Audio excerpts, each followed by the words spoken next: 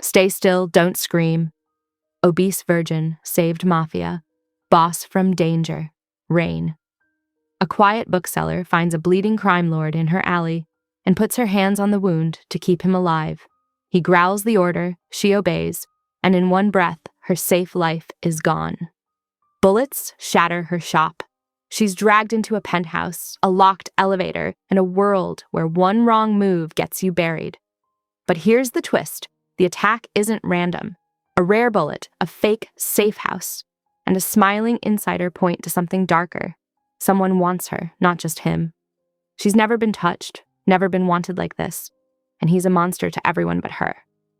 As he shields her with a body built for war, she finds a secret in her past that could blow them both apart. Who set the trap? His enemies or someone at his side? And when the city turns on them, will she run from the monster or make him hers before the next shot hits? The fluorescent lights buzzed overhead as Eve's heart hammered against her ribs.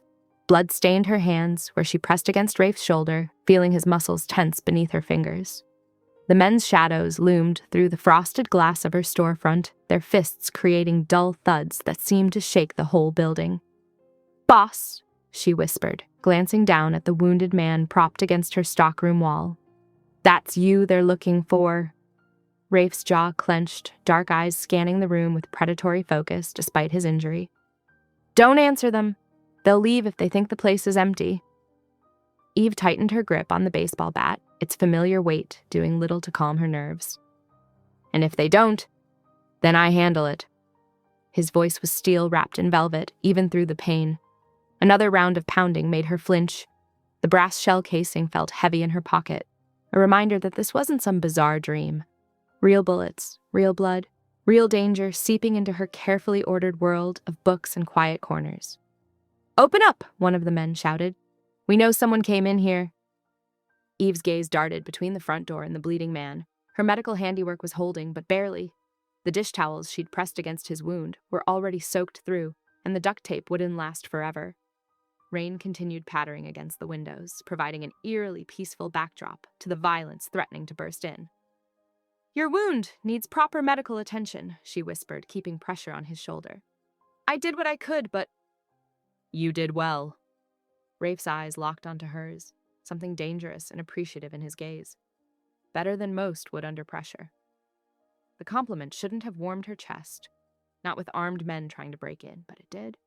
Eve forced herself to focus on practical matters. "There's a back exit through the alley, but you're in no condition to run." "I've had worse." His attempt at a reassuring smile looked more like a grimace. The pounding stopped abruptly, replaced by urgent whispers Eve couldn't quite make out. Her bookstore suddenly felt too small, too exposed. The shelves of carefully curated volumes offered no protection, and the cozy reading nooks seemed like potential traps. "They might break the glass," she murmured, shifting her weight. "I should—" Rafe's hand shot out, gripping her wrist with surprising strength. "Stay back, please." The please sounded unpracticed, like he rarely had to use it. Eve studied him in the dim light filtering through the windows. Despite the pallor of blood loss, his features remained sharp, aristocratic. The suit that had probably cost more than her monthly rent was now ruined. But he wore the damage like it was intentional. Everything about him screamed danger and authority, even wounded on her stockroom floor. A metallic scraping sound from the front door made them both freeze. Eve's fingers tightened around the bat's handle as she remembered the self-defense classes she'd taken after moving to the city. The instructor's voice echoed in her head. "Create distance, make noise, aim for vulnerable spots." But those lessons hadn't covered what to do when protecting an injured stranger from armed pursuers. "Your security system?" Rafe said suddenly, voice barely above a whisper. "Is it armed?" Eve nodded. "Motion sensors and cameras. They'll trigger if anyone breaks in." She'd invested in the system after a string of bookstore robberies in the area last year. "Good." He shifted, trying to push himself up straighter against the wall. "When they—" A sharp crack cut him off as something hit the front door hard enough to rattle the frame. Eve instinctively moved closer to Rafe, positioning herself between him and the noise. She felt his disapproval radiating off him in waves, but ignored it. "This is my shop," she whispered fiercely. "My responsibility. You don't know what you're dealing with." His tone was urgent, but not unkind. "These men are trying to hurt someone in my care." Eve met his gaze steadily. I may not know exactly what's happening, but I know that much. Another crack, louder this time. The security system's silent alarm would be triggering now, sending alerts to both her phone and the monitoring company. Help would come eventually, but eventually felt very far away. Rain drummed harder against the windows as thunder rolled overhead, nature providing its own soundtrack to the tension. Eve could smell copper and antiseptic from Rafe's wound, mixing with the familiar scent of old books and leather bindings.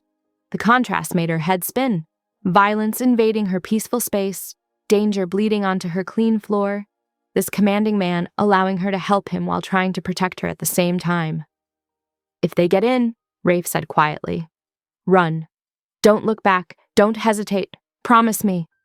Eve looked down at her hands, still pressed against his wound. "I don't make promises I can't keep." Something flickered in his eyes.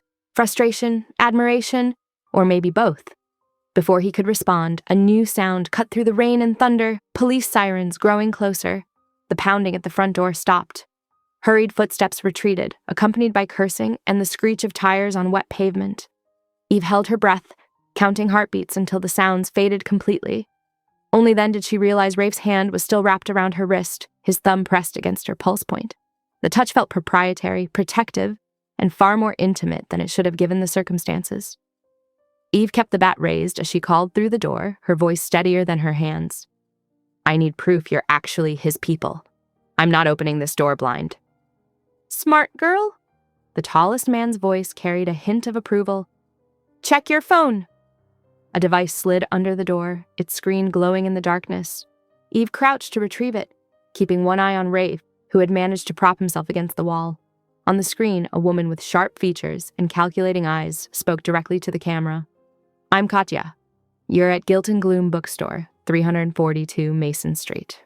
The blood pattern on Rafe's shirt spreads from right shoulder to mid-chest, roughly 8 inches in diameter.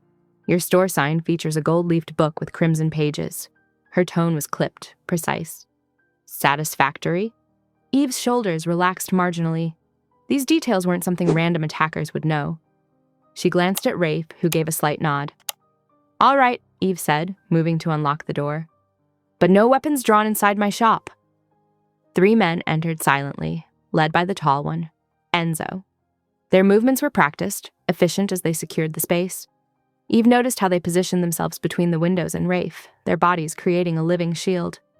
"The office couch," Eve directed, pointing toward her back room. "It's more private than out here." Enzo started to object, but Rafe cut him off. "Do as she says." Though barely above a whisper, the command carried absolute authority. They helped Rafe to the office, where Eve's worn leather couch waited. The room smelled of old paper and coffee, with stacks of inventory forms creating makeshift walls. Eve grabbed her first aid supplies and moved to finish what she'd started. "I need to clean this properly and apply antibiotic ointment before you go anywhere," she said, meeting the men's suspicious stares with unwavering determination. "Infection won't care how tough you are." The smallest of Rafe's men shifted uncomfortably. "Boss, we need to move." "Let her work." Rafe's eyes never left Eve's face as she carefully peeled back the makeshift bandage. His skin was warm under her fingers, fever hot from trauma and blood loss. Eve worked methodically, cleaning dried blood from around the wound. "The bullet went through clean, but you'll need proper medical attention." She applied antibiotic ointment with gentle strokes, and probably stitches. "You've done more than enough." Rafe caught her wrist as she finished taping the fresh bandage. "This puts you at risk. I can offer temporary protection." "No." Eve stepped back, breaking his hold. "No deals, no protection, no involvement. I want you gone before the sun comes up, that's all." Something like respect flickered across Rafe's features. "As you wish." The pre-dawn light was just beginning to filter through the blinds when they prepared to leave. Eve had insisted on cleaning up the stockroom first. She couldn't leave blood evidence for her morning staff to find. Rafe's people would take him to a safe house, while Eve planned to catch an hour's sleep on her office floor before opening time. The silence shattered along with the front window. The silenced round punched through glass, sending crystalline shards exploding across the romance section. Eve felt the bullet's passage like a whisper of death against her cheek before it embedded in the wall, right where Rafe had been standing moments before. Time seemed to slow. Eve saw individual pieces of glass catching the early morning light, transformed into deadly prisms. She heard the subtle shift of feet on hardwood, the intake of breath before action. Then Rafe moved. He crossed the space between them in a heartbeat, grabbing Eve and taking her down. His body covered hers as they hit the floor, one hand cradling her head to prevent impact. The wound in his shoulder must have screamed in protest, but he showed no sign of pain. Enzo's return fire was anything but silenced, the shots deafening in the confined space. Katya materialized from somewhere, killing the lights with mechanical precision. Darkness fell like a curtain, broken only by muzzle flashes and shattering glass. Eve felt Rafe's breath against her ear, his weight both protective and overwhelming. His voice was impossibly calm, a stark contrast to the chaos around them. "You're coming with me now." It wasn't a request. Eve could feel the tension in his muscles, coiled and ready despite his injury. His free hand traced down her arm to find her fingers, interlacing them in what felt less like comfort and more like possession. Glass crunched under boots as Enzo moved to cover their position. The air filled with the acrid smell of gunpowder, mixing with the sweeter scent of old books. Eve's carefully curated romance section, arranged by trope and heat level, now housed actual bullets instead of metaphorical ones. "Clear the path," Rafe ordered, his voice vibrating through Eve's chest where they pressed together. "We move in 30 seconds. Eve wanted to object, to insist she could handle whatever came next on her own, but the bullet hole in her wall argued otherwise. The safe, ordinary life she'd built for herself had shattered along with her front window. Katya's voice cut through the darkness. "Vehicles in position. We need to move now." Rafe's grip on Eve tightened fractionally. She could feel his heartbeat, strong and steady against her back, completely at odds with the situation. His next words were pitched for her ears alone. "Trust me or don't, but staying here isn't an option anymore." Through the back door of guilt and gloom, the pre-dawn air hit Eve's face like a slap of reality. Enzo took point, his weapon low but ready as they moved swiftly between the shadows of delivery trucks and dumpsters. A dark SUV idled at the mouth of the alley, its engine a quiet purr that barely disturbed the morning silence. "Inside," Rafe ordered, his hand steady at Eve's lower back but not gripping. He'd remembered her boundary about touching even in crisis. Bruno sat behind the wheel, baseball cap low over watchful eyes. Eve slid into the middle row beside Katya while Rafe and Enzo took the back. The vehicle pulled away smoothly, turning random corners that Eve tried to track until she lost all sense of direction. "Street's hot," Bruno reported through the radio, his voice carrying the forced calm of someone used to worse situations. 3 vehicles circling the perimeter, taking route Charlie. Eve pressed her forehead against the cool window, watching her familiar neighborhood become unfamiliar through tears she refused to let fall. Her beautiful shop window lay in glittering ruins. Tomorrow morning, no, in just a few hours, her regular customers would find police tape instead of fresh coffee and new arrivals. "You can't go home," Rafe said quietly from behind her. "They'll have your name by now. Traffic cameras, surveillance footage. They saw you help me. Your apartment would be their first stop." Eve pulled out her phone, fingers shaking as she dialed 911. "I'm calling the police." "Wait!" Rafe's voice held neither threat nor command, just quiet intensity. "Give me 10 minutes to explain. Then if you still want to make that call, I won't stop you." The memory of that bullet slicing through her front window made Eve's finger pause over the call button. It hadn't been random fire. The shot had been aimed with deadly precision. 10 minutes, she agreed, lowering the phone. The SUV wound through the awakening city, taking a circuitous path that doubled back several times before descending into an underground parking structure. The private elevator opened directly into a penthouse that probably cost more than Eve would make in 3 lifetimes. "Guest suite is this way," Rafe said, leading her down a hallway of gleaming hardwood and subtle security cameras. The room was larger than her entire apartment, with floor-to-ceiling windows overlooking the city lights. "The phone on the nightstand is secure. Full bathroom through there, clothes in the closet." Eve wrapped her arms around herself, suddenly aware of the blood on her shirt. His blood. "House rules. Carry your phone at all times. Don't open any doors without checking the camera feed first." Rafe indicated a tablet mounted by the door. "Never enter the elevator alone. The system requires 2 authorized prints." "My rules now," Eve said, squaring her shoulders. "You don't touch me without asking first, and I'm not part of your business, whatever that is." Something like approval flickered in Rafe's eyes. Agreed on both counts.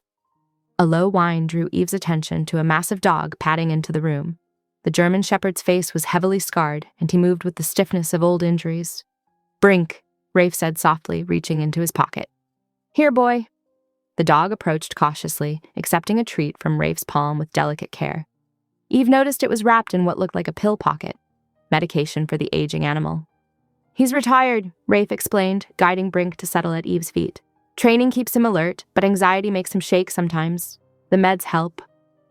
Eve knelt slowly, letting Brink sniff her hand before she stroked his scarred head. The trembling she felt under her fingers gradually stilled as the dog leaned into her touch. He'll bond to your scent this way, Rafe said. Extra security. Eve watched the supposedly terrifying man tend to his wounded guard dog with gentle hands and quiet words. The same fingers that had probably pulled triggers now carefully arranged Brink's blanket, ensuring the old dog's comfort. Katya appeared in the doorway, tablet in hand. Perimeter secure.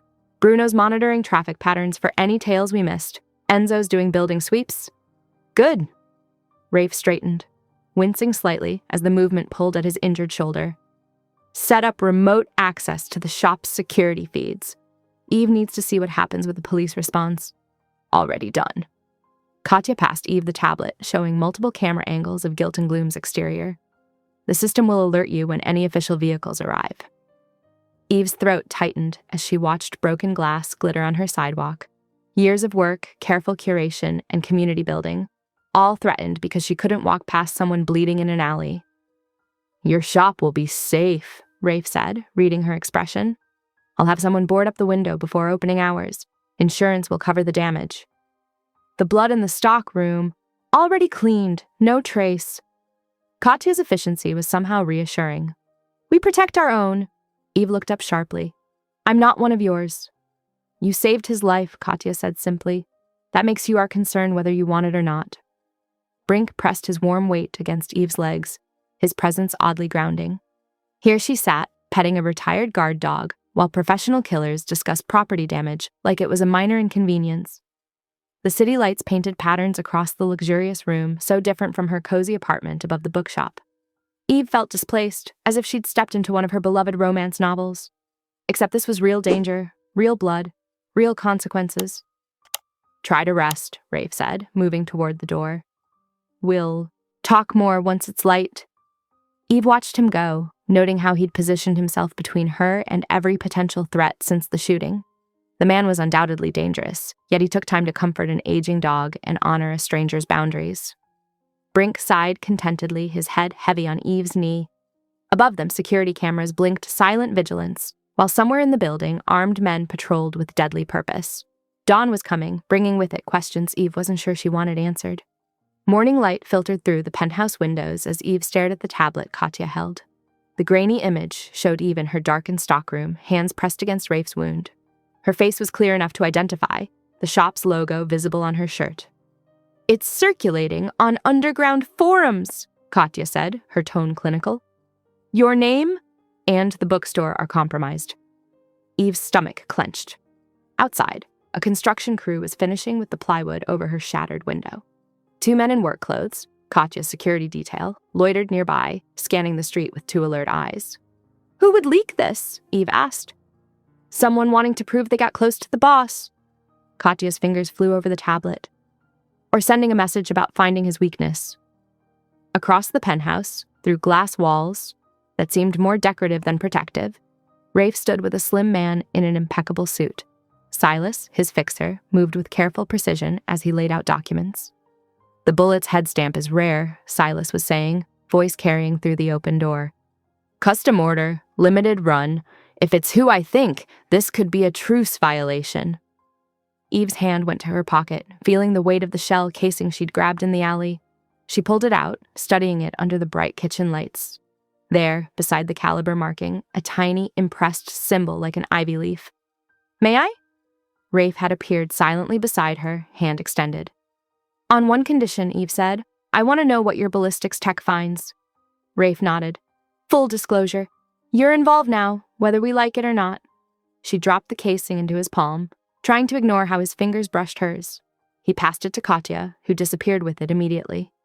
Hungry? Rafe asked, moving to the refrigerator. His injured shoulder barely seemed to trouble him now. I could eat. Eve watched him gather ingredients with efficient movements. From here, she could see both the elevator's camera feed on a wall monitor and Silas still arranging papers in the office. Rafe made them sandwiches, the domestic normalcy of it almost surreal. They ate in awkward silence at the kitchen island, the city sprawling below them through bullet-resistant glass. "Your shop will be secure," he said finally. "My people won't let anything happen to it." "Your people shouldn't have to be there at all." Eve picked at her crusts. "This isn't their fight." "No," Rafe agreed. "It's mine, and now yours, through no fault of your own." The day crawled by. Eve tried to nap, but gave up after an hour of staring at the ceiling. She paced the suite, read 3 chapters of a paperback she'd grabbed from her shop, and watched the security feeds obsessively. When night fell, she finally dozed off, only to jolt awake at midnight to Brink's soft whine. Her throat was dry. She padded to the kitchen for water, Brink at her heels. Rafe stood in the dimly lit living room, reading something on a secure phone. His white shirt glowed in the city light, making him look almost ethereal. "Can't sleep?" he asked without looking up. Brink needed company. Eve filled a glass at the sink. "What keeps you up?" "Message about the charity gala next week. One of our sponsors has connections to specialty ammunition manufacturers." Eve opened her mouth to respond, but the sound died in her throat as a muffled pop cut through the night. The massive window in front of them crazed into a spiderweb pattern, a perfect star of impact surrounded by fractures. A soft thud drew her eyes to the floor, where a chalk-white score marked the marble where the bullet had ricocheted. The sniper had found them again. Rafe moved like liquid shadow, yanking Eve down behind the kitchen island. His body curved over hers protectively as Brink pressed against their legs, a low growl rumbling in his chest. "Katya," Rafe said into his phone, voice deadly calm. "Northwest building, 43rd floor. Send the team." Eve's heart hammered against her ribs. The sleek penthouse suddenly felt like a fishbowl, all that glass offering them up like targets. "The bullet-resistant windows held," Rafe murmured, his breath warm against her ear. "We're safe here." "Safe is relative," Eve managed, trying to steady her breathing. "That's twice someone's tried to kill you with me nearby." "They're not trying to kill me." Rafe's hand tightened on her shoulder. "They're sending a message about what they can take from me." The implications of that made Eve's blood run cold. She'd become leverage in a game she didn't understand, with players who dealt in blood and bullet casings marked with ivy leaves. Katya materialized from the elevator with 3 armed men, moving through the penthouse with practiced efficiency. Silas appeared moments later, looking unruffled despite the hour. "Clear the northwest quadrant," Katya ordered into her radio. "Full sweep, 5-block radius." Eve stayed behind the island, Rafe's solid presence at her back, as controlled chaos erupted around them. Teams deployed, cameras were checked, trajectories calculated. Through it all, Brink remained pressed against her legs, his earlier trembling replaced by alert watchfulness. "We need to move you," Rafe said finally. "Both of you. This location's compromised." "I have a safe house prepared," Silas offered smoothly. "Very discreet, very secure." Eve looked at the spiderweb of cracks in the window, at the chalk score that could have been either of their heads. She'd walked into this world by choice, by refusing to let a man bleed out in her alley. Now she was part of whatever game was being played, whether she liked it or not. "How soon?" she asked, surprising herself with how steady her voice sounded. 20 minutes, Katya answered. "Pack light, essentials only." Eve nodded, pushing herself to her feet. Rafe's hand stayed at her elbow, steadying her. In the distance, sirens began to wail, but they seemed to belong to another world entirely. One where bullets didn't pierce million-dollar windows and bookstore owners didn't hide from snipers with retired guard dogs. The gunshot's echo hadn't faded before Rafe's voice cut through the tension. "Full lockdown. Now." With a low mechanical hum, steel shutters descended over every window. The penthouse transformed from a glass castle to a fortress in seconds. Emergency lights cast everything in a soft blue glow as Katya's team moved through each room with practiced precision. Eve's hands wouldn't stop shaking. She pressed them flat against the cool marble of the kitchen island, trying to ground herself. Brink leaned heavily against her legs, his presence oddly steadying. "The shot came from the 41st floor," Katya announced, studying trajectory calculations on her tablet. "Southeast balcony. That means someone let them into the building." "Check the security feeds," Rafe ordered. "I want every face that entered that floor in the last 12 hours.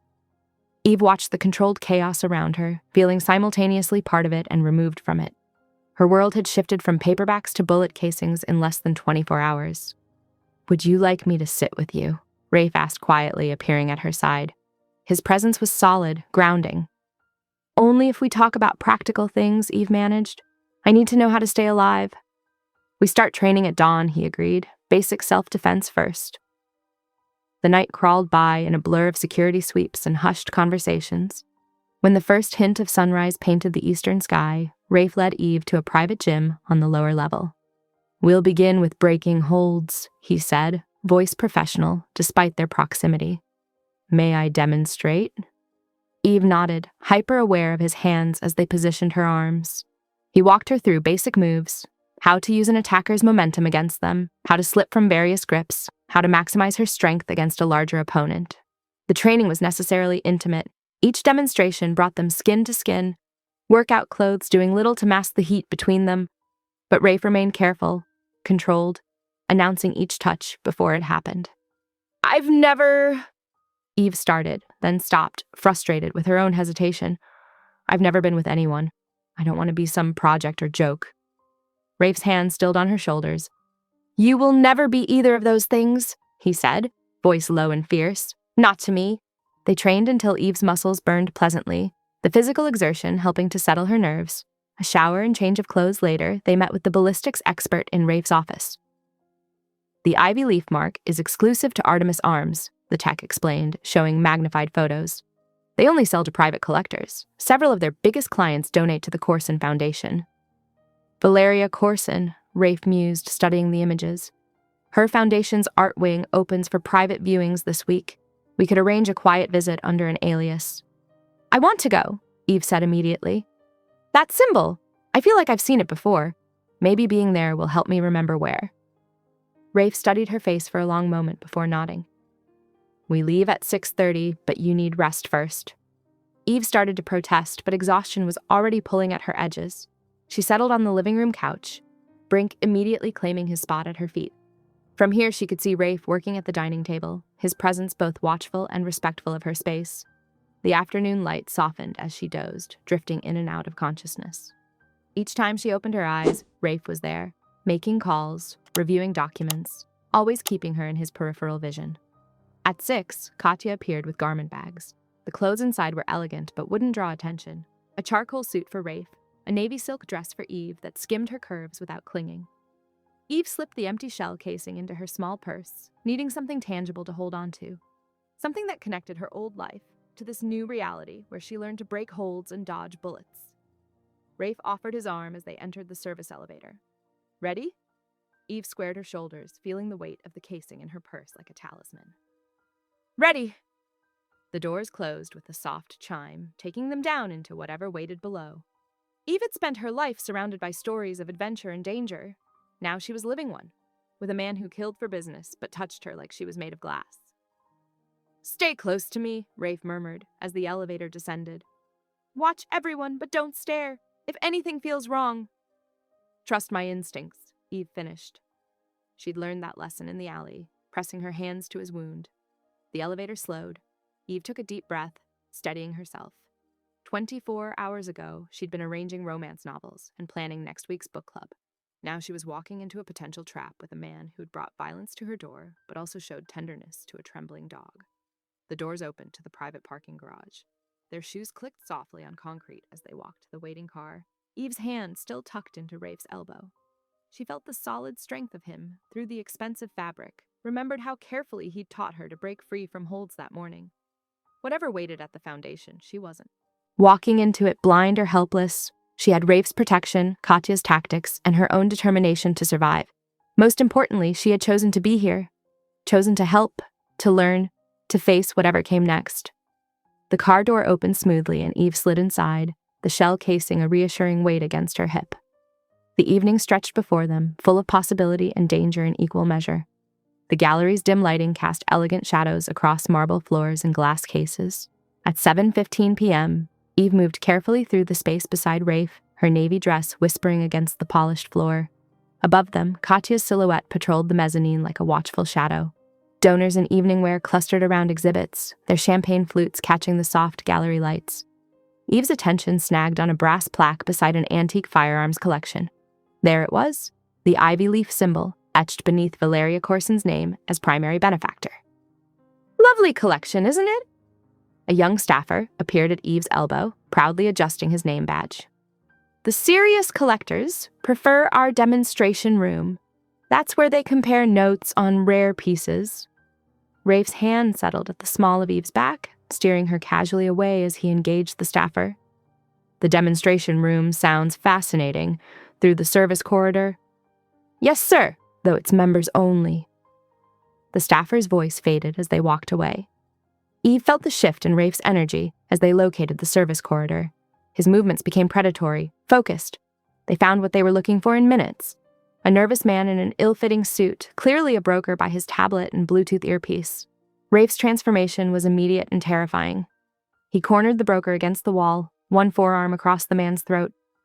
The ivy leaf ammunition. Who's your supplier? The broker's eyes darted like trapped things. I can't. You can, Rafe said softly. His control was absolute, precise. And you will.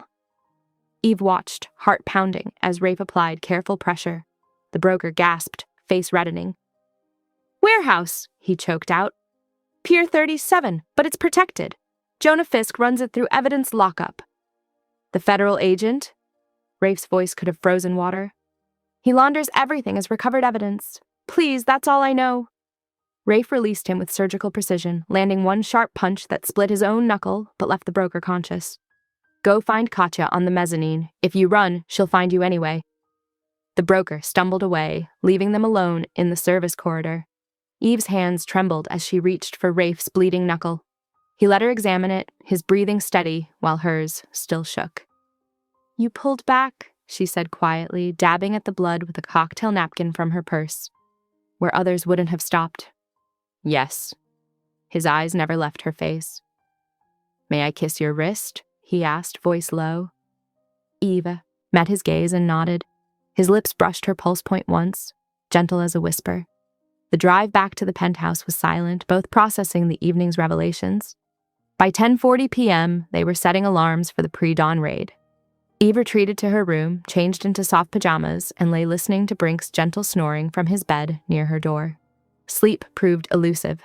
Eve ran through the self-defense moves Rafe had taught her that morning, muscles remembering each step until exhaustion finally pulled her under. Her mind drifted to the contrast she'd witnessed, Rafe's ruthless efficiency with the broker versus his careful request for permission to kiss her wrist. The man who commanded fear and respect had asked her consent for the smallest touch. The gallery's elegant facade had hidden ugly truths. A corrupt federal agent, black market weapons, assassination attempts disguised as art appreciation. Yet in that same space, Rafe had shown both his darkness and his capacity for restraint. Eve shifted in bed, adjusting her pillow. Brink's steady breathing provided a comforting rhythm in the darkness. The dog had positioned himself perfectly between her and the door, alert even in sleep. She thought about the shell casing still in her purse, the ivy leaf symbol that had led them to tonight's discovery, a small detail that connected everything. Her quiet bookstore life, the violent world she'd stumbled into, and the complex man at the center of it all. The penthouse's security systems hummed almost imperceptibly. Somewhere beyond her door, Rafe was likely still awake, planning tomorrow's raid. She wondered if he ever truly slept, carrying the weight of his empire and now her safety on his shoulders. Eve traced the self-defense movements again in her mind. Twist, drop, leverage, escape. The sequences had felt awkward that morning, but now flowed smoothly in her thoughts. Her body was learning a new language, one of survival and strength. Brink huffed softly in his sleep, his paw twitching. Eve smiled in the darkness, grateful for his protective presence. Like his master, the dog was both fierce and gentle, capable of violence but choosing when to show restraint. The 5:30 alarm felt impossibly close. Eve forced herself to relax, knowing she'd need every minute of rest before tomorrow's operation. Her last conscious thoughts were of Rafe's lips on her wrist. How something so gentle could come from someone so dangerous. The night settled around her like a blanket. Brink snores a steady lullaby. Tomorrow would bring its own challenges, but for now, Eve let herself drift in the strange peace she'd found in this new world of shadows and unexpected tenderness. The Corson Foundation's gallery gleamed with subtle lighting, highlighting gilt frames and glass cases. At 7:15 p.m., Eve moved through the crowd beside Rafe, her navy dress swishing softly against the polished floors. Above them, Katya's slim figure patrolled the mezzanine, a shadow. Among shadows, donors clustered in small groups, champagne flutes catching the light. Eve kept her movements measured, remembering Rafe's instructions to observe without drawing attention. Her eyes swept the room, cataloging details as naturally as she did in her bookshop. That's when she saw it, the ivy leaf symbol etched into a brass donor plaque beside an antique firearms exhibition. The name above it made her pulse quicken. Valeria Corson Collection? There, she murmured to Rafe, touching his sleeve. A young docent approached, eager to share information about the collection. Are you firearms enthusiasts? The staffer asked, brightening.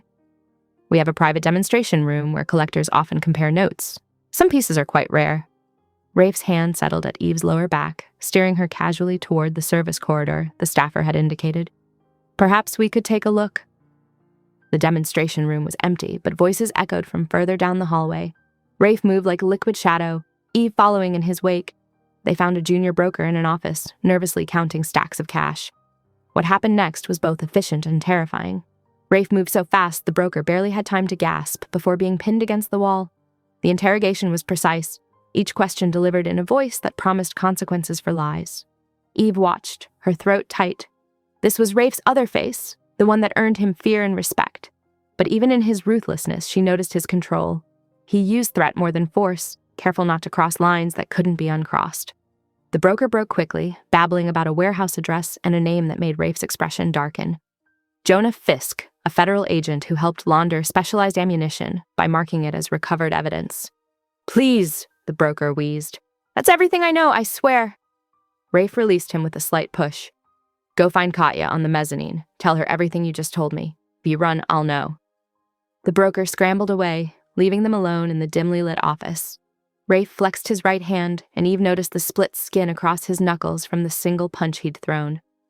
Come here, she said softly, pulling a tissue from her purse. She dabbed at the small wound. This minor injury somehow more intimate than all their morning's training contact. You didn't look away, Rafe observed, watching her face as she tended his hand. No, Eve agreed. I saw exactly who you are, someone who could do much worse, but chooses not to. She finished cleaning the cut, then reached for the small first aid kit she'd started carrying. You pull back where others wouldn't. Rafe caught her wrist as she applied the bandage, his grip gentle. May I? He asked, eyes intent on her face. Eve understood what he was asking. She nodded, breath catching as he brought her wrist to his lips, pressing a single kiss to her pulse point. The moment stretched between them, heavy with possibility. Then Rafe straightened, releasing her hand. We should go. There's planning to do before morning. Outside, the night air was cool against Eve's flushed skin. The drive back to the penthouse was quiet, both of them processing what they'd learned. The corrupt agent, the warehouse, the web of connections leading to Valeria. It was all starting to form a pattern. They reached the penthouse at 10:40 p.m. Katya was already there, setting up surveillance feeds of the warehouse. The broker's story checks out, she reported. Thermal imaging shows night security patterns consistent with his information. We move at 5:30, Rafe decided, studying the layout. Early shift change, minimal civilian traffic. Eve absorbed the tactical discussion, noting how Katya and Rafe constructed contingencies within contingencies. When they finished, Rafe walked her to her room. Try to rest, he said, hovering at the threshold. Tomorrow will be long. Eve nodded, suddenly exhausted. You too. In her room, she changed into soft sleep clothes, listening to Brink's heavy breathing from his bed near the door. She lay awake for a long time, running through the self-defense moves Rafe had taught her that morning. Palm strike, elbow break, knee target, escape path. The warehouse raid loomed in her mind, but it was the memory of Rafe's lips on her wrist that finally followed her into sleep. His careful request for permission, the contrast between his violence with enemies and his gentleness with her, it painted a picture of a man whose control was both weapon and shield. Brink's soft snores provided a soothing rhythm, and Eve's thoughts grew fuzzy. Her last conscious action was touching the spot on her wrist where Rafe had kissed her, wondering if tomorrow would bring them closer together or tear them apart. The night settled around them all. Rafe in his room down the hall, Katya at her monitors, the security team at their posts. In the quiet darkness, Eve finally drifted off. her dreams a mix of ivy leaves, brass casings, and the feeling of strong hands teaching her how to break free. The pre-dawn darkness wrapped around them like a shroud as 3 black SUVs rolled silently through the warehouse district. Eve's heart hammered against her ribs, the tablet in her hands displaying multiple camera feeds from the team's body cams. "Positions," Rafe murmured into his comm. The response came in quick succession. "Roof team set. Loading dock covered. Van surveillance active." Eve watched the feeds intently, searching for any glimpse of the ivy leaf symbol they'd traced here. The warehouse loomed ahead, its windows dark except for security lighting. Their van settled into a shadowed spot with clear sightlines to all entry points. "Remember," Rafe said quietly beside her, "you're our eyes. If you see anything." "I'll say so," Eve finished. Her fingers moved deftly across the tablet, switching between thermal and standard views. The warehouse interior glowed with cool blues and greens, showing only 2 guards making their rounds. Katya's team moved first, silent as shadows across the roof. Enzo slipped through the loading dock's blind spot, using the guard's predictable pattern against him. Eve watched it all unfold with held breath, noting how smoothly they worked together, like a deadly dance they'd rehearsed 1,000 times. "Movement in Sector 3, she reported, spotting a heat signature. "Guards' coffee break, right on schedule." The team progressed methodically through the space. Eve scanned each crate and container that came into view, looking for the telltale symbol. Then something caught her eye, a slight discoloration in the wall paneling behind a stack of boxes. "Wait," she said, zooming in. "The panel at your 3 o'clock, Katya. The seam doesn't match." Katya investigated, finding the false panel. Behind it lay a leather-bound ledger, its pages filled with neat columns of numbers and company names. "Bringing it to you," Katya whispered through the comm. Eve's hands shook slightly as she opened the ledger. Page after page of Shell Company payments, many leading back to Valeria's charitable foundation. She photographed each page systematically, her mind cataloging patterns in the data. Then a name jumped out at her like a slap. Evelyn Hargreaves, her birth name, one she hadn't seen in official documents since her adoption. It was listed in a column of dormant assets, tied to a frozen corporate payroll from years ago. "Rafe," she breathed, pointing to the entry. His expression hardened as he read it. "Katya, plant the tracker and clear out," he ordered. "Second shift arrives in 20 minutes. Eve barely registered the team's efficient withdrawal, her mind spinning with implications. Her mother had been an accountant, refusing to name her employer before she disappeared. Now Eve's birth name appeared in a ledger tied to ammunition smuggling and Valeria's network. The drive back was quiet, the city coming alive around them. Morning commuters filled the streets, unaware of the operation that had just concluded in the shadows. "Tell me about your mother," Rafe said finally, his voice gentle. Eve stared out the window, watching early sunlight paint the buildings gold. "She was an accountant, good with numbers like me. She'd come home late, worried about something she wouldn't explain. Then one day she just didn't come home at all. And the adoption agency sealed the file, said it was for everyone's protection." Eve laughed without humor. "I guess now I know why." Rafe's hand found hers in the space between their seats, a quiet offer of support. "We'll figure it out," he promised. They pulled into the private garage at 8:10 a.m. The city was fully awake now, the morning rush in full swing. Eve felt disconnected from it all, the normal people heading to normal jobs, living normal lives. Her world had shifted on its axis, again. The elevator ride, too. The penthouse was silent. Eve's mind raced with questions. Had her mother been involved willingly? Was she alive somewhere? What did Valeria know about it all? The doors opened to reveal Silas waiting with coffee, his smile just a fraction too tight. Eve, nerves still singing from the morning's operation, caught the odd stiffness in his manner. Something felt off, but she couldn't quite place what. "Productive morning?" Silas asked, holding out a cup. Rafe took it with a nod. "The ledger is being analyzed now. We'll need clean paper trails for any follow-up." Eve accepted her own coffee, noting how Silas's eyes flickered to the tablet she still carried. The ledger photos were safely encrypted, but something about his interest made her uneasy. Brink patted over, pressing against her leg. Eve scratched his ears, drawing comfort from his solid presence. The morning felt surreal. Dawn raids and ledgers, birth names and old secrets. Her quiet life of books and customer recommendations seemed very far away. Katya appeared from the security office, tablet in hand. "Initial analysis is coming through," The payment patterns suggest, "Let's take this to the office," Rafe interrupted smoothly, catching Eve's eye. She nodded, understanding. Whatever they'd found, it needed to be discussed away from Silas's too bright smile and watching eyes. Eve followed them, carrying her cooling coffee. Behind her, she heard Silas speaking quietly into his phone, his words too low to catch. Brink stayed close to her heels, as if sensing her unease.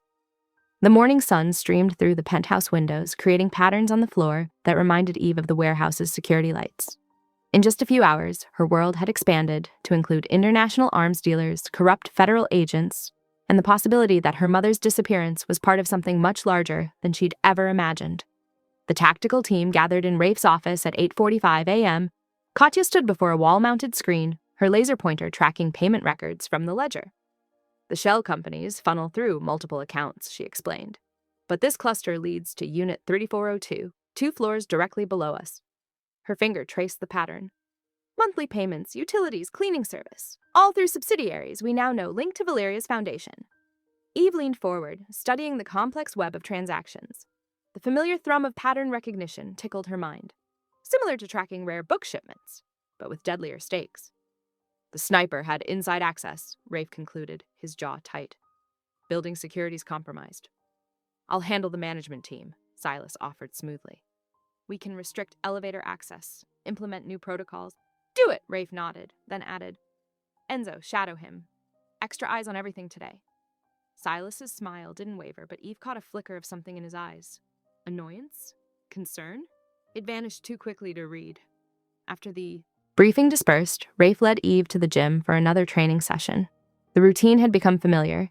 Stance work, escape holds, leverage points. But today, something shifted in the air between them. Maybe it was the adrenaline still coursing from the warehouse raid, or the way his hands lingered when adjusting her form. Eve found herself hyper-aware of every point of contact, every shared breath. During a pinning exercise, she managed to break his hold and reverse their positions, pressing him against the padded wall. Instead of continuing the drill, they froze. His chest rose and fell against hers, their faces inches apart. "May I?" Rafe whispered, one hand hovering near her cheek. Eve nodded, heart thundering. The kiss started gentle, a question, an offering. Then Eve pressed closer and restraint crumbled.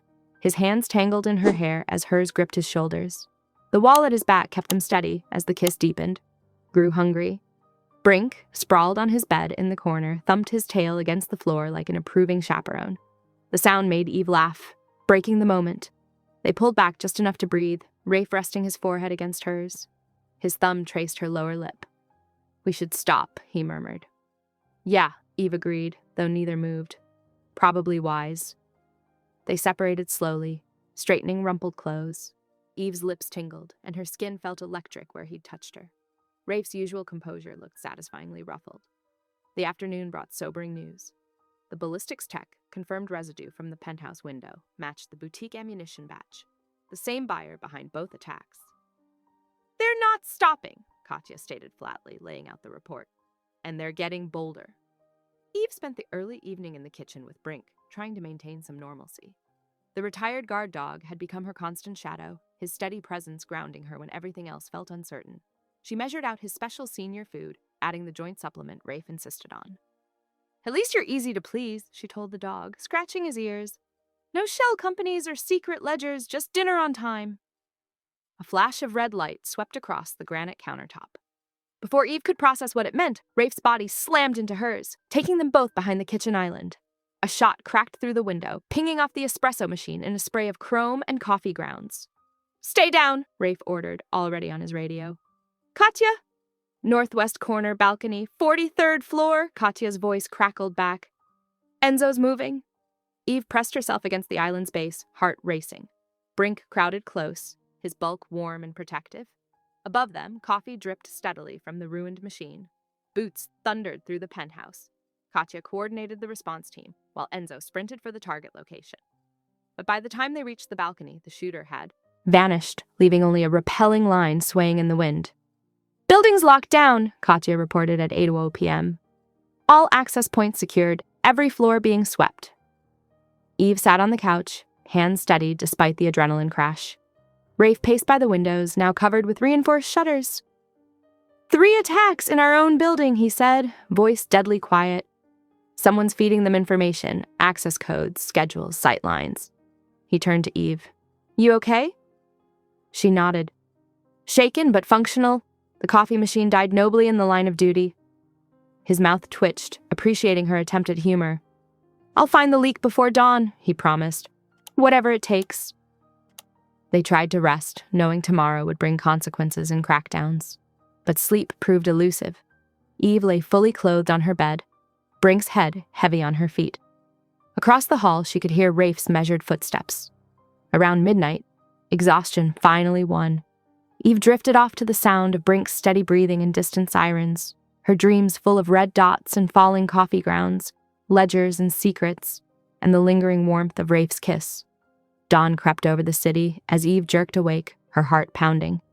The dream lingered, an empty crib, endless columns of numbers swimming before her eyes, her mother's handwriting morphing into serpentine shadows. She pressed her palms against her eyes, trying to erase the images.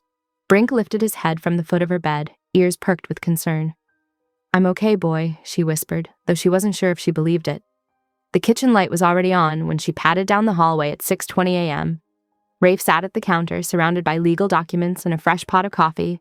Dark circles under his eyes suggested he hadn't slept at all. Nightmare? He asked without looking up. That obvious?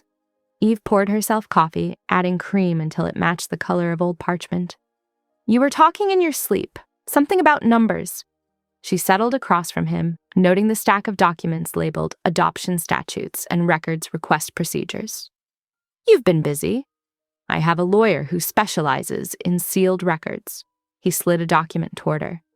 Just needs your signature to proceed.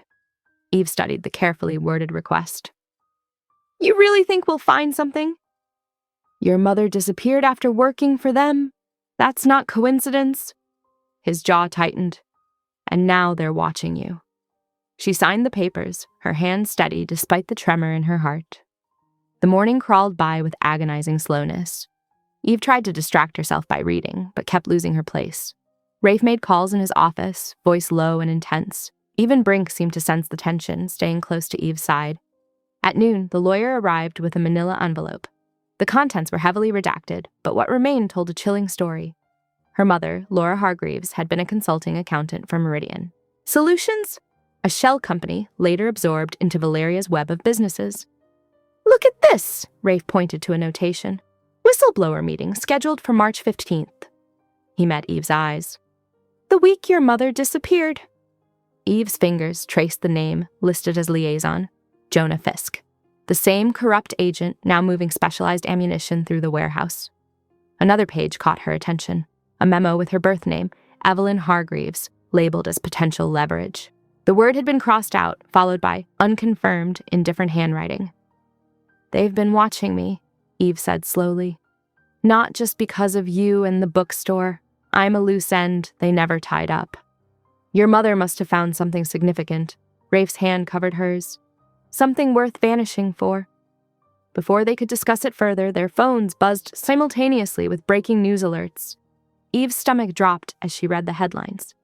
Massacre at city docks linked to Moretti organization. Security footage showed men in tactical gear gunning down dock workers. The grainy video quality was poor, but the implications were clear. This wasn't me, Rafe said immediately, his voice hard. This is a setup. Eve studied his face and saw raw honesty there. I believe you. He was already on the phone to Katya, ordering analysis of the footage, while tension ratcheted up across the city. Police sirens wailed in the distance. A soft knock interrupted them. Silas stood in the doorway, his usual smooth demeanor slightly ruffled. Eve, may I speak with you privately? It's important. She followed him to the hall, where he pulled out his phone. There's something you need to hear. His eyes darted around. About the night at your bookstore. The audio clip was short and grainy, Rafe's voice saying, She'll have to come with me. Silas's expression was grave. He orchestrated the shooting to force you into his protection, created a situation where you'd have no choice. The world tilted sideways. Eve steadied herself against the wall, memories realigning themselves with horrible new context. The timing of the attacks, the convenient appearance of his men, the way he'd known exactly how to handle her. I have proof, Silas added softly, if you want to see it. Eve's chest felt too tight. The safe, controlled environment she'd begun to trust suddenly felt like a beautifully crafted cage. She walked to the guest room on unsteady legs, scrawled a note, "I can't live in a lie," and found Katya in the security room. "I need to go to a police safe house," Eve said, hating how her voice shook. Katya's eyes narrowed. "Let me verify the location first. Something feels wrong." I need air." Eve backed toward the service stairwell. "Just 5 minutes to think." Before Katya could stop her, she slipped through the door and into the concrete echo chamber of the stairs. Her footsteps sounded hollow as she descended, each step taking her further from the man she'd begun to trust, the life she'd started to imagine, and the truth she no longer knew how to recognize. The stairwell echoed with Eve's hurried footsteps as she descended, her phone's glow illuminating each landing. Her hands trembled as she typed a message to the safety liaison number Silas had given her. The response came quickly. "Black sedan, loading bay, 5 minutes." The concrete walls seemed to close in with each floor she passed. She paused at a window, watching the city lights blur through tears of frustration. Before shutting off Rafe's secure phone, she sent one last message. "I need time to think. I'll be safe." The screen went dark with finality. The sedan waited exactly where promised, its tinted windows reflecting the security lights. The driver wore a crisp suit and displayed a federal ID that looked genuine. Eve slid into the back seat, her heart thundering against her ribs as they pulled away from the building. They drove through progressively quieter streets until reaching a modern office complex. The facade was professional, with security cameras and manicured landscaping. Inside, a receptionist smiled warmly, checking Eve's ID and issuing a visitor badge. Everything seemed legitimate: the metal detectors, the uniformed guards, even the potted plants. But something tickled at the edge of Eve's awareness. The artwork lining the halls, abstract prints in muted colors, matched exactly what she'd glimpsed in the Foundation's restricted area. Her stomach tightened as they led her to a safe room. The space was clean and well-appointed, comfortable chairs, a water dispenser, even magazines on a side table. Eve accepted the offered water bottle, using it as an excuse to study her surroundings. Fine dust coated the top of the air vent, the same industrial-grade particles she'd noticed at the warehouse that morning. When the air conditioning kicked on, she caught a whiff of the distinctive cleaner used there. The pieces clicked into horrible place. This wasn't witness protection. It was a course in operation. Across town, Enzo burst into Rafe's office, tablet in hand. "Boss, the doc footage is doctored. Metadata shows manipulation from 3 days ago." He hesitated. "And Silas's vehicle transponder went dark 2 hours before the shooting." Rafe's expression didn't change as he read Eve's note. His stillness was worse than rage, a predator's focused quiet before the strike. He activated screens around the room, pulling up bank transactions, traffic camera feeds, cell tower data. "Start with Silas's known properties," he ordered, voice eerily calm.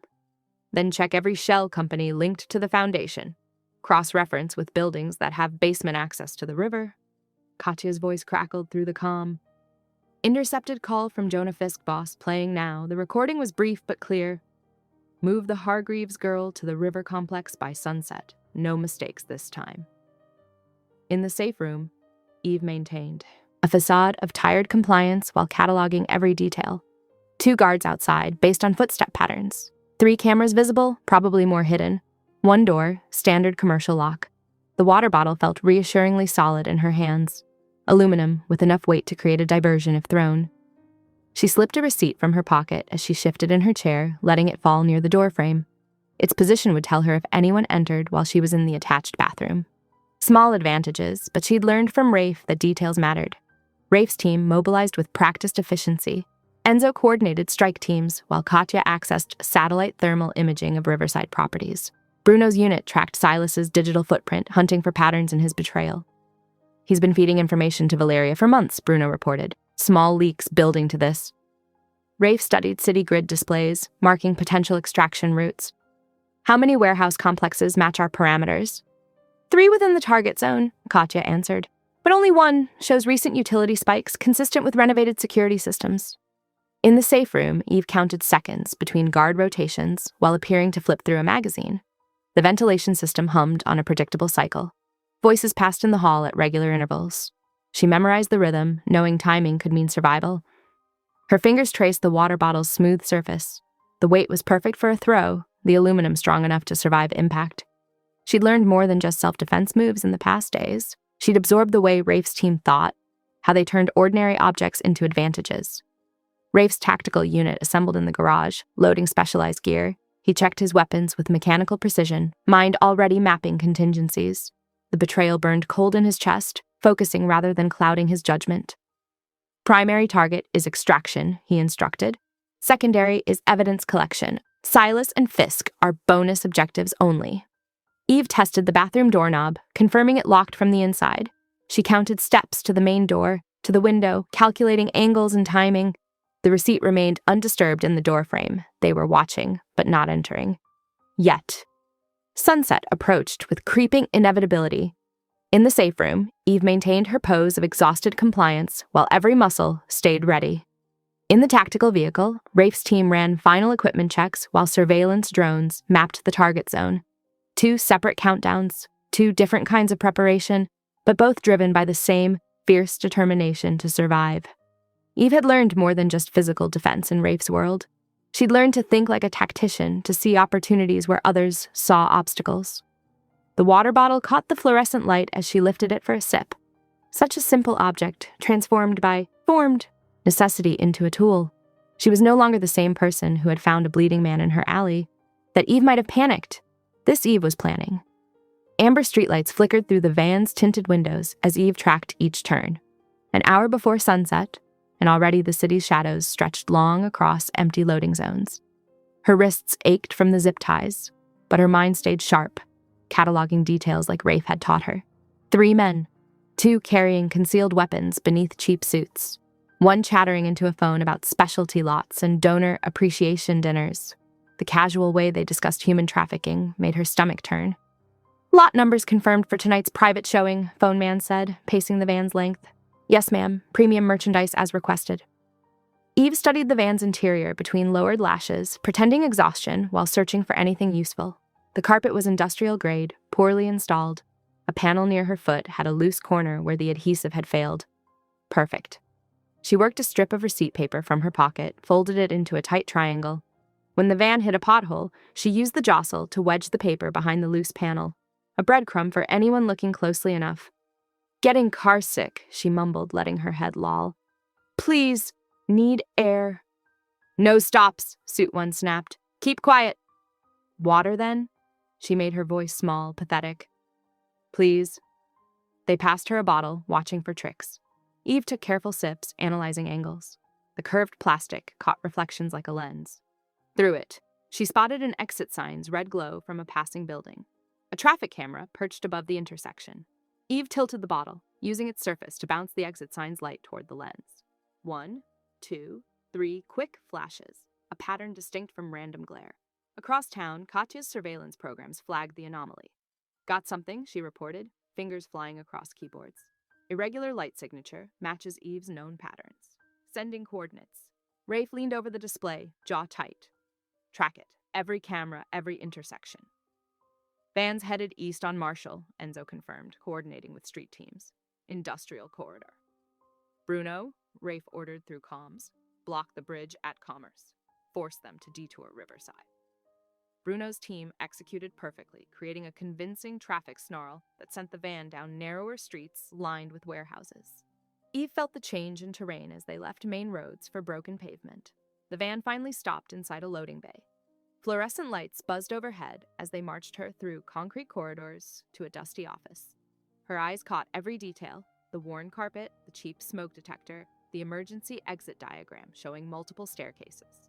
She stumbled deliberately, using the movement to work a bobby pin from her hair. While phone man argued with someone about premium pricing, she studied the smoke detector. Basic model, minimal tamper protection, the kind that shorted easily with conductive metal. "Need to use the bathroom," she called, buying time to position herself.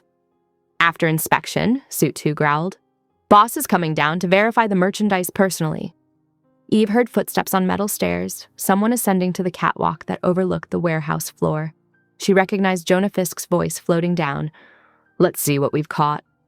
Her fingers found the smoke detector's edge. One quick movement would trigger the alarm, force the emergency locks to release. She just needed the right moment. Meanwhile, Rafe's convoy approached with lights off, guided by thermal imaging of the building's heat signatures. Brink's head lifted in the back seat, nostrils flaring at a familiar scent. The retired guard dog whined softly, recognizing Eve's trail. 3 heat signatures on ground level, Katya reported through comms. 1 descending from the catwalk, multiple exit points. Enzo, take the loading bay, Rafe ordered. Katya, roof access. I want clean shots if this goes loud. The warehouse loomed ahead, its windows dark except for a single office light. Inside, Eve kept her posture defeated while plotting angles to the exits. The bobby pin pressed against her palm. Ready. She'd learned more than just physical defense moves in Rafe's world. She'd learned to think tactically, to create advantages from whatever was available. A cheap smoke detector, a loose panel, a water bottle's reflection, small things that could tip the balance. Fisk's shoes clicked on metal stairs as he descended to inspect his merchandise. Eve felt the weight of the bobby pin, calculating timing and trajectories. She wasn't the same woman who had found a bleeding man in her alley. That Eve might have waited to be rescued. This Eve had learned to rescue herself. The warehouse stood silent in the gathering dusk, its corrugated walls holding secrets like a tomb. But things were shifting, pieces moving into position. Inside and out, players made their calculations. Fisk descended with the confidence of a man who thought he held all the cards. Eve stood quiet, a bobby pin concealed in her palm, waiting for her moment. Outside, Rafe's team moved with practiced silence, taking positions. Brink's soft whine was the only sound in their vehicle as they approached the final turn. The dog's instincts confirmed what they already knew. Eve was inside, alive and fighting in her own careful way. The sunset painted the river in bloody colors, time slipping away like water. But Eve had learned patience in these past days. She knew the difference between rushing and seizing the right moment. She kept her eyes down, her posture defeated, while her mind ran calculations like Katya had taught her. The warehouse erupted into controlled chaos. Katya's shadow glided along the catwalk, her movements liquid and precise. Enzo swept the ground, floor with practiced efficiency, while Bruno's technical skills plunged the exterior into darkness. The transformation from bright floodlights to deep shadow happened in an eye blink. Eve had already worked her bound hands beneath her feet, bringing them to the front. A trick she'd practiced in Rafe's gym until her muscles memorized the motion. The cheap smoke detector sparked and wailed overhead, its alarm masking the sound of multiple breaching points being compromised simultaneously. Rafe moved like ink through water, closing the distance to Eve's position. His eyes found hers, across the warehouse floor, a silent communication passing between them. She gave him the barest nod, ready to move on his signal. The first shot came from above, Jonah Fisk, recognizing the coordinated assault for what it was. The sound shattered the tactical silence, and the warehouse descended into chaos. One of Valeria's mercenaries grabbed Eve, yanking her backward to use as cover. The man's grip was textbook, exactly the hold Rafe had taught her to counter. But before she could implement the defense, a familiar snarl cut through the gunfire. Brink burst from the shadows, all retired grace forgotten. The dog's teeth found the mercenary's arm, creating the split-second opening Rafe needed. His shot threaded past Eve's shoulder with surgical precision, striking the man's clavicle. The impact spun the mercenary away from Eve, his grip dissolving as he crumpled. "Clear your sector," Katya called from above. Enzo's grunt of pain followed, a bullet impact to his vest, but his return fire never wavered. He stayed in the fight, moving with the same steady determination that characterized everything he did. The conspicuous absence of Silas amid the chaos confirmed what they'd suspected. His betrayal was complete, his loyalty sold to the highest bidder. Rafe cornered Jonah on the catwalk's far end, where the federal agent had tried to retreat to higher ground. The phone in Jonah's hand lit up, and Valeria's voice purred through the speaker with artificial warmth. "Such a waste of resources," she said, as if discussing a minor scheduling conflict. "We could have conducted a civilized auction, established fair market value for everyone's leverage." Rafe's expression didn't change, but his grip on his weapon tightened. He looked to Eve, giving her real choice in this moment. "You can walk away," he said quietly. "Let me handle this part alone." Eve felt the weight of the decision. Violence had invaded her life uninvited, but now she stood at its crossroads by choice. She looked at Jonah, the man who had helped erase her mother, who had planned to auction her like property, and found clarity.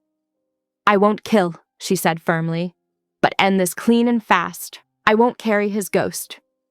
Rafe's nod was minute. His shot was precise and clinical, ending Jonah's calculations forever. The phone clattered to the catwalk, Valeria's voice cut off mid-scheme. "Wipe everything," Rafe ordered. "Full extraction protocol." They regrouped in a quiet room beyond the loading bay. The fire alarm's water had left them damp. Gun residue and soot darkening their skin. Eve's hands shook with receding adrenaline, but her mind was clear. Rafe looked at her with an intensity that had nothing to do with violence. "Your kindness," he said, his voice rough with emotion. "It terrifies me, makes me want things I never thought I could have. A life beyond blood." Eve stepped closer, meeting his vulnerability with her own truth. "I choose you," she said simply, "but on equal terms. No more lies, no control games. I need truth, consent, and doors I can open myself." The drive home passed in charged silence. Dawn painted the sky in gentle colors that belied the night's violence as they entered the penthouse. Their first kiss was soft, questioning. The second burned with banked need. "Yes?" Rafe asked, his hands hovering above her skin. "Yes," Eve answered, then smiled. "But first, birth control?" He produced current test results in protection, his thoroughness making her laugh softly. The laughter faded into sighs as they came together with reverent intensity, every touch an affirmation of choice and trust. They made love with the same careful attention they'd shown in learning each other's boundaries. Every escalation preceded by quiet consent, every reaction noted and treasured. Eve discovered Rafe could be heartbreakingly gentle, his lethal hands turning soft as they mapped her curves. He found that her analytical mind turned wonderfully blank when he kissed her just so. The sky lightened toward true morning as they finally drifted toward sleep, physically and emotionally spent. Brink curled at the foot of the bed, his steady presence a reminder of how far they'd come from that first night in the alley. Eve's head rested on Rafe's chest, his heartbeat strong beneath her ear. Their fingers remained loosely tangled, neither willing to fully let go even in sleep. The city stirred to life beyond their windows, but in this moment, their world had contracted to this room, this bed, this hard-won peace. 3 months slipped by like pages turning. The leaked ledgers from the warehouse had unraveled Valeria's careful empire, triggering arrests across 3 continents and freezing accounts that had seemed untouchable. Silas's attempt at Mediterranean escape ended with him in handcuffs on a sun-baked dock, his forged passport marking him as a desperate man. Jonah's death disappeared into statistics, just another casualty in an intergang conflict that left no civilian traces. Rafe consolidated power with surgical precision, redirecting operations away from street violence toward quieter channels. His promises, once made, held like steel. Eve reopened Guilt and Gloom with reinforced windows that caught morning light without sacrificing security.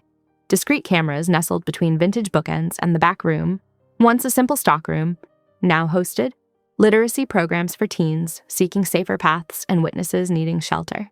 The funding flowed through clean foundations, everything documented and above board. This crisp Saturday morning, Eve sat cross-legged in a reading circle, her voice bringing characters to life for a small group of eager listeners. Rafe pretended to browse the mystery section, but his attention never truly left her. He noticed how she leaned forward when the story peaked, how her hands painted pictures in the air, how the teens gradually uncurled from defensive postures as fiction offered them better worlds. "And that's where we'll pause today," Eve said, marking the page. "Same time next week?" The kids filtered out slowly, some lingering to touch book spines or whisper questions. Eve answered each one with patient attention, making reading lists, offering recommendations. Rafe watched her build these small bridges of trust, amazed at how naturally kindness came to her. After the last reader left, Eve flipped the sign to closed and gathered her things. "Ready for our walk?" Brink's tail thumped against the hardwood at the word walk. The retired guard dog had grown sleeker under their care, his scars fading beneath new growth. The riverwalk stretched before them, autumn leaves skittering across concrete. Eve's hand found Rafe's as they strolled, their conversation meandering through ordinary things. She described a new shelving system she wanted to try. He detailed his latest attempt at authentic Balinese. They planned a coastal trip for next month, a real vacation with ocean views and room service. "The sauce needs more bay leaf," Eve suggested, continuing their culinary debate. "The sauce needs nothing," Rafe countered, but his mock offense couldn't hide his smile. Brink trotted ahead, pausing to investigate interesting scents. The dog's relaxed posture spoke volumes about their security. He no longer scanned constantly for threats. Evening painted the sky in watercolor hues as they returned home. The penthouse welcomed them with warm lights and the lingering scent of coffee. Eve disappeared into their bedroom while Rafe settled Brink with his dinner. When she returned, she carried something small and metallic. The chain Rafe had worn for years, the one that held his ring when he couldn't risk identifying marks, lay coiled in her palm. "This belongs somewhere else now," Eve said softly. She lifted his hand and slipped the simple band onto his finger. Where everyone can see what you are to me. The metal warmed against his skin, fitting perfectly despite years spent hanging around his neck. Rafe traced the familiar weight, now transformed by its new placement. Danger will always knock, he said, voice rough with emotion. But I'll open the door first. Eve's smile held years of earned understanding. I decide who gets the last word. She rose on tiptoes to kiss him, erasing whatever response he might have made. Their bedroom welcomed them with city-painted shadows and cool sheets. Brink settled at his usual post by the doorway, his steady breathing a gentle counterpoint to the urban symphony beyond their windows. No alarms disturbed their rest now. No threats lurked in the corners. They had built this piece by piece, Eve's compassion softening Rafe's edges, his protection allowing her kindness to flourish. Their world had reformed around a foundation of equal partnership, shared choices, and promises kept. Eve curled into Rafe's side, her breathing evening out. He watched the city lights paint patterns across their ceiling, marveling at how ordinary moments had become extraordinary gifts. His ring caught the ambient glow, a constant reminder that he belonged to something greater than power or duty. Their story had begun with blood and bullets, but it continued in quiet moments like these, sharing coffee in the morning, walking their dog, building a future neither had dared imagine before. The danger and darkness hadn't vanished, but they'd learned to face it together, neither leading nor following, but walking side by side. Brink's soft snore joined the nighttime chorus. Eve's hand rested over Rafe's heart, her touch both claiming and freely given. Tomorrow would bring its own challenges, but they would meet them as they had everything else, with clear eyes, shared strength, and the unshakable knowledge that love, properly tended, could rebuild any world it touched. In the gentle dark, surrounded by the life they'd chosen together, they rested. No more running, no more hiding, no more solitary battles. They had found their way home, not to a place, but to each other.